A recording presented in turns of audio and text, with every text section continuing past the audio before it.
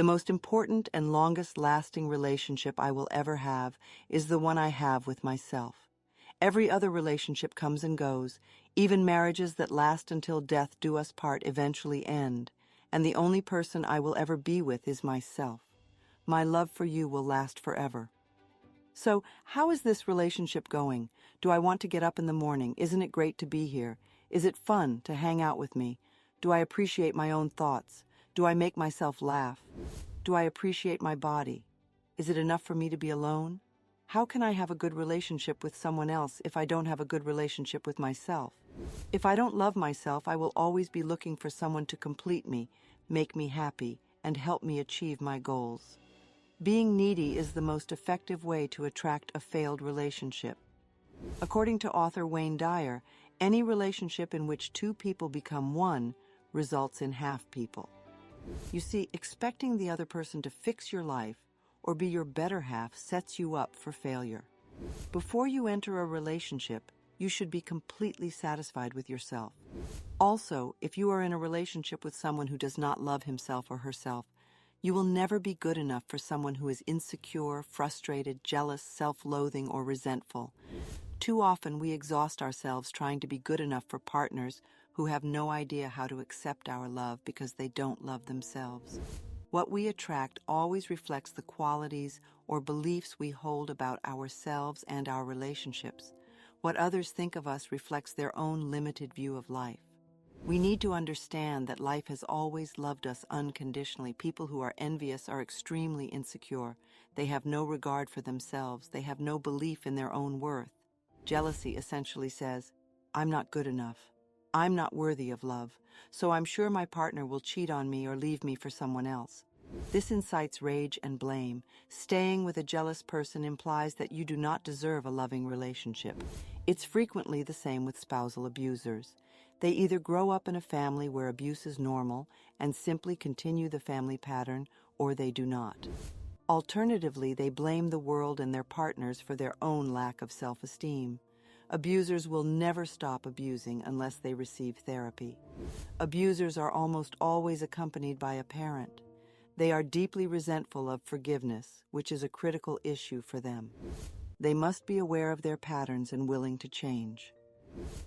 All of my relationships are influenced by the relationships I had with my parents. I was astounded when I first learned of this. Years ago, I attended Sandra's Loving Relationship Workshop, expecting to learn how to attract a loving relationship. I was shocked to learn that we would be working on our relationships with our parents. However, by the end of the workshop, I realized that the reason I had so many problems in my personal relationships was due to the very difficult childhood I had, the abuses my mother and I had endured, the abandonment and lovelessness of my childhood, all of which had transferred into my current relationships. It's no surprise that I attracted abusive men. It's no surprise they always abandoned me. It's no surprise that I have always felt unloved and unwanted. It's no surprise that I always seemed to have bosses who terrified me. I was simply putting into practice what I had learned as a child. That was a crucial workshop for me. I let go of a lot of resentment and learned to work on forgiveness. My relationship with myself improved dramatically, and I never again attracted an abusive man. So instead of wasting our time saying men are bad or women are bad, let's take a look at the relationships we had with our parents, or the relationships our parents had with each other. As an example, what are your current grievances against the men and women in your life? Consider how you would react. He never, he always. She never, she always. Men do. Women will not. Is this how your mother or father treated you? Is this how your mother treated your father? Or does this describe your father's treatment of your mother? How was love expressed in your home when you were a child? To resolve deep-seated fears about a relationship, you may need to go back to your childhood relationship with your father or mother. What do you have to give up to be in a relationship? How do I lose myself in a relationship? What messages did I receive as a child that led me to believe that relationships are difficult? Confirm your love for yourself. Perhaps you have a difficult time setting boundaries, and people take advantage of you. You could be sending the message that I don't value and respect myself, and that it's okay to abuse and take advantage of me. But this does not have to be the case any longer, because you began today to affirm your love and respect for yourself. Look in the mirror often and tell yourself, I love you. As simple as it appears, this is a very powerful healing affirmation. Your relationships will begin to reflect this love and respect as you grow in self-love. You might want to think about joining a support group like Codependence Anonymous or Al-Anon. These are wonderful groups that will help you establish boundaries in your relationships and reconnect with your inner self-love and respect. Look in your phone book for a group near you. I believe that we all have comfort zones in our interpersonal relationships. These comfort zones develop when we are very young. If our parents treated us with love and respect, we will associate this with being loved. If our parents were unable to treat us with love and respect, as was the case for many of us, we learn to accept this lack of acceptance. In order to meet our needs and feel loved and cared for, we associate being mistreated with being loved. This becomes a pattern for us. As a pattern develops in childhood, it becomes the pattern we use unconsciously in all of our relationships. There is no gender bias in the belief pattern that being treated badly equals love. This type of dysfunctional pattern, I believe, is more prevalent in women. Because women are culturally encouraged to express vulnerability, they are more willing to admit when their lives aren't working. However, this is changing as more men become willing to reconnect with their vulnerability. Robin Norwood's Women Who Love Too Much is an excellent relationship book. I also recommend Barbara DeAngelis's audio cassette album, Making Relationships Work. I open my heart to love and I am safe is an affirmation for all of us. We do all of our important work on ourselves. Wanting your mate to change is a subtle form of manipulation, a desire to have power over him or her, and it may even be self-righteousness because it implies that you are superior to him or her. Allow your life partners to be who they want to be and encourage their self-exploration, self-discovery, self-love, self-acceptance, and self-worth. If you are looking for a mate, I recommend making a list of all the qualities you want this person to have, and don't limit yourself to tall, dark, and handsome or cute, blonde, and pretty. Make a list of all the qualities you desire. Then go over this list and see how many of these characteristics you have. Are you willing to invest in developing the ones you don't have? Then ask yourself what it is within you that is denying or delaying this person's attraction to you. Are you willing to change your mind? Is there a part of you that still thinks you're unlovable or unworthy of love? Is there a habit or belief that keeps love at bay? Is there a part of you that says, I never want this. I won't fall in love because I have a marriage like my parents. Perhaps you are feeling isolated. It is difficult to feel connected to others when we are mostly disconnected from ourselves. In this case, you should devote some quality time to yourself right now. Make yourself your best friend. Rediscover what brings you joy, what you enjoy doing, and pamper and spoil yourself.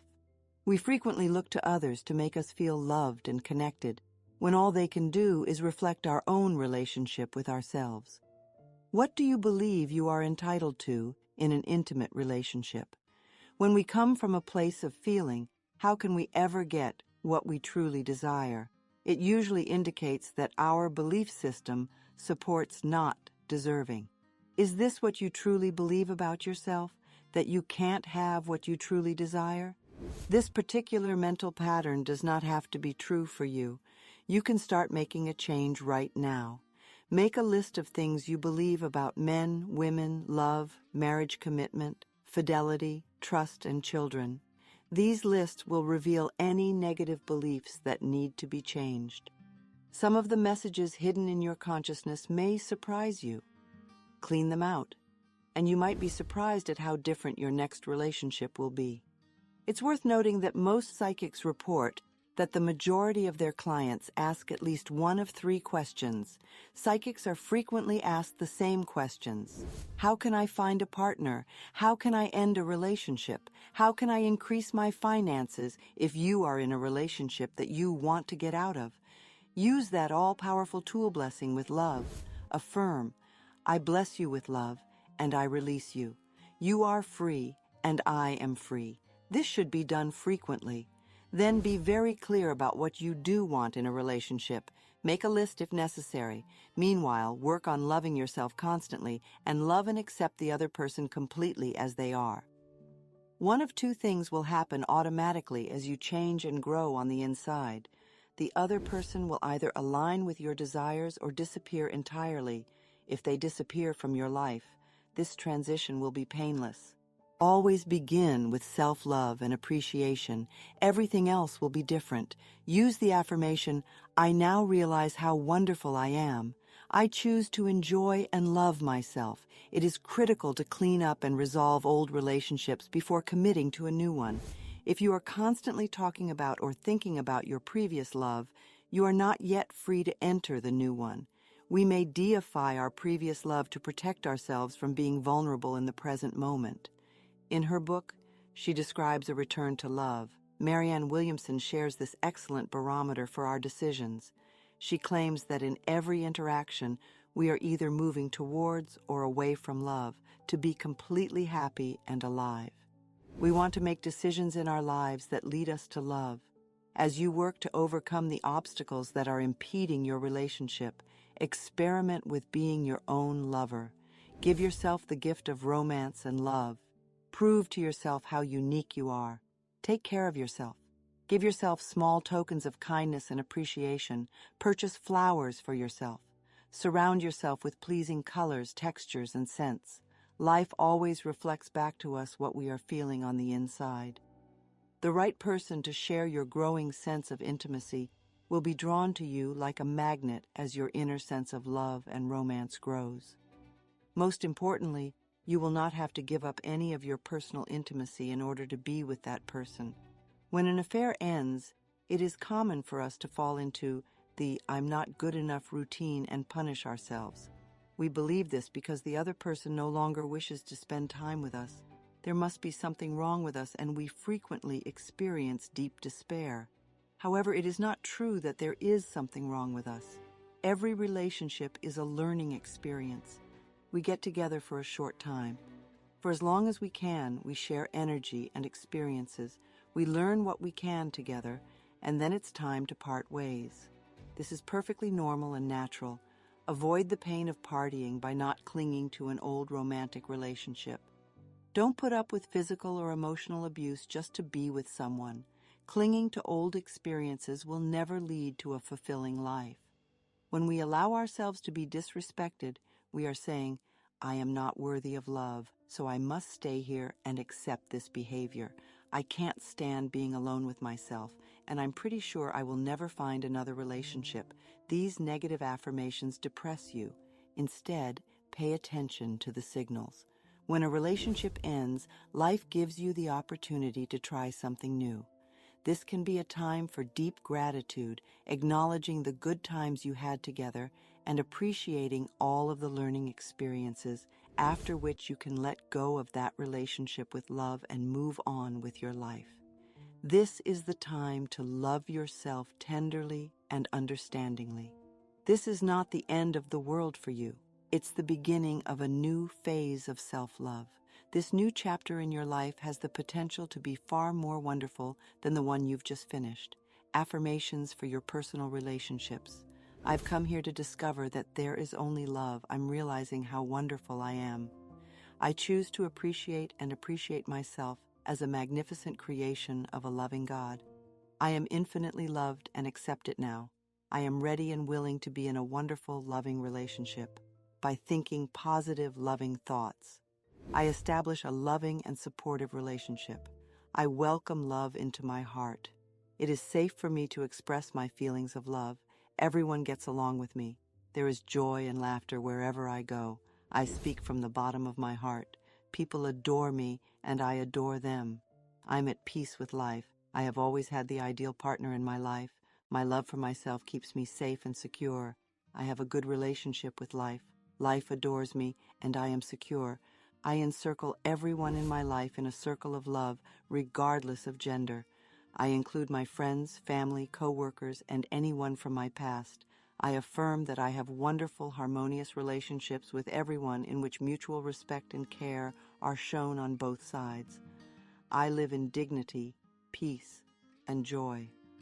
I broaden my circle of love to encompass the entire planet, and this love multiplies within me. There is unconditional love within me, and I express it to everyone. My unconditional love includes me because I know I am worthy of being loved. I adore and value myself. That is correct.